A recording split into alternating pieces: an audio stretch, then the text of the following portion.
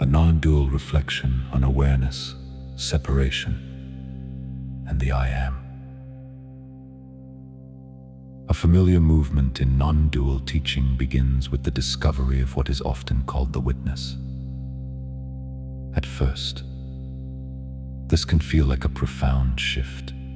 Instead of being completely entangled in thoughts, emotions, sensations, and worldly events, one begins to notice that there is an awareness of them. Experience is no longer only a stream of changing content. There is also the recognition that all of it is being known. This is an important step. Without it, a person remains fully identified with the passing movements of mind and life. The recognition of the witness introduces a degree of clarity. It reveals that thoughts come and go, emotions come and go, perceptions come and go. Yet something seems to remain present as the knower of them all. And yet, from the standpoint of deeper non-duality, even this is not the final truth. The discovery of the witness is still structured as a subtle duality. There is the observer, and there is the observed. There is awareness here, and the world there. Although this is more refined than ordinary egoic perception, it still preserves a division between subject and object. The teaching here is that this division, however spiritual or elevated it may seem, is still a form of separation. This does not mean that the witness stage is false or useless. It is often necessary. But it is transitional. It helps loosen identification with the personal self, only so that a subtler assumption may later be examined. The assumption that awareness itself is a separate entity standing apart from life. The crucial question then becomes, what is the witness? Is it truly some inner observer? Is it a subtle self hidden behind thought and perception, watching the world unfold? Or has the mind simply replaced one identity with a more spiritual one? The moment the witness is imagined as a thing, it has already been turned into an object. It may be a refined object, a subtle object, even a sacred object, but still an object. And if it is an object, it cannot be the ultimate subject. So the next movement in insight is to see that true awareness is not an entity at all. It is not located somewhere. It is not a personal knower. It is not a thing standing in relation to other things. This changes the whole structure of experience. If what you truly are is not an object, then you are not a separate subject facing a world of objects. Subject and object arise together as part of the same perceptual structure. The old sense of being a center, as someone here, looking out at something there, begins to soften. What remains is not a detached observer, but a seamless field of experiencing, without a fixed inner owner. From here, the teaching moves toward the simple but profound sense of I Am. In the language of teachers such as Ramana Maharshi and Nisargadatta Maharaj, this does not mean the personal identity. Not, I am this body. I am this personality. Or, I am this history. It points instead to the most basic, immediate fact of experience. I exist. This is prior to all descriptions, before one says, I am this, or I am that. There is the bare sense of being. Normally, people assume they know they exist because of the body, because the heart beats, the lungs breathe, sensations are felt, and perceptions arise. But on closer inspection, even these are merely experiences appearing in awareness. They do not create the certainty of existence. They are known because existence is already present. In that sense, existence is self-evident. One does not first gather evidence and then conclude that one exists. Rather, the fact of being is already known before all evidence.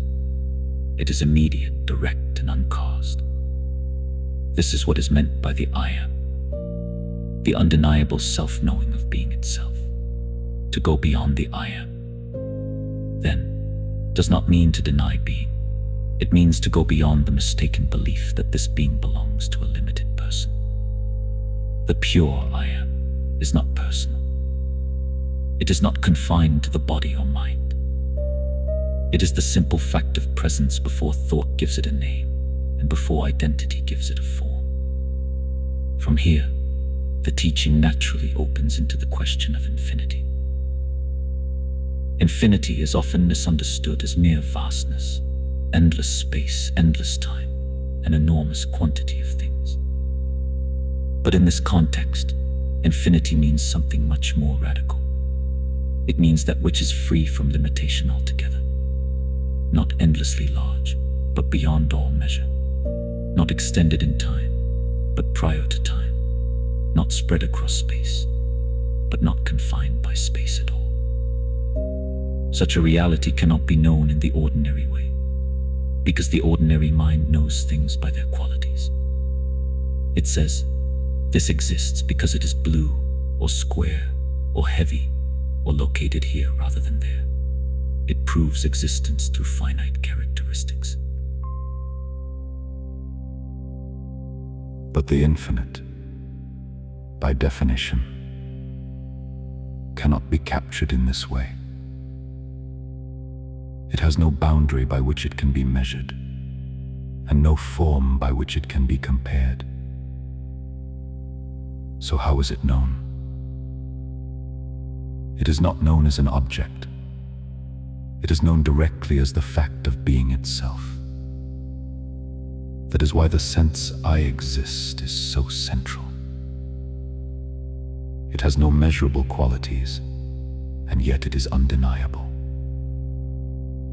One can say with certainty, I am,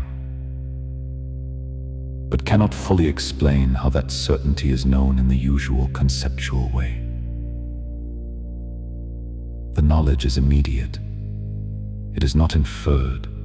It is not constructed. It is simply there. This also explains why the search for truth can feel solitary. No one else can prove your existence to you more fundamentally than you already know it. No teacher can hand you your own being. Others may point toward it, speak about it, and remove confusion. But the recognition itself must be direct. It cannot be outsourced.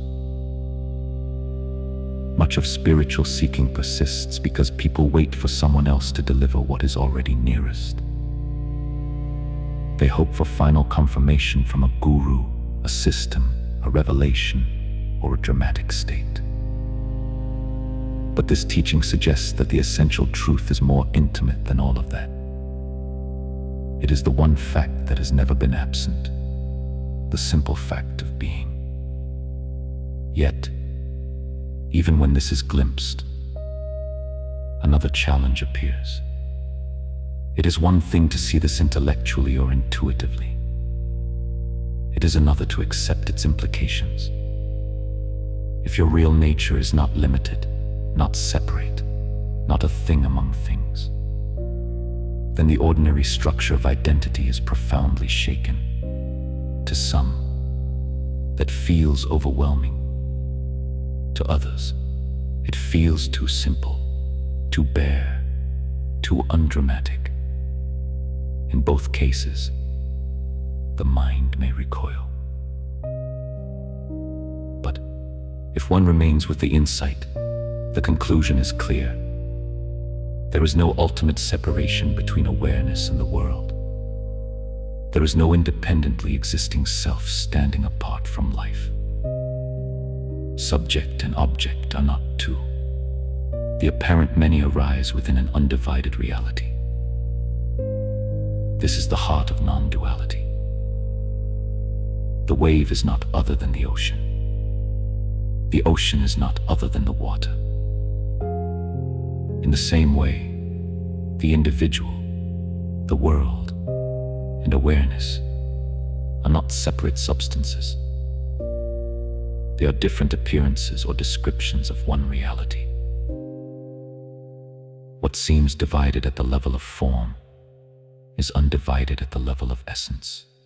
A useful analogy is the screen of a phone. Countless images may appear on it. Shapes, colors, motions, distinctions. Yet the screen itself is not divided by what appears upon it. Likewise, experience may display an immense variety of forms, but its underlying reality remains one. So the journey begins with the recognition of the witness, but it does not end there. Eventually, even the witness must be released as a separate standpoint. What remains is the pure fact of being, the I am, before identity, and the recognition that this being is not personal, local, or limited.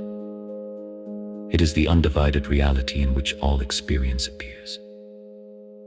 To accept that fully is what this teaching calls freedom.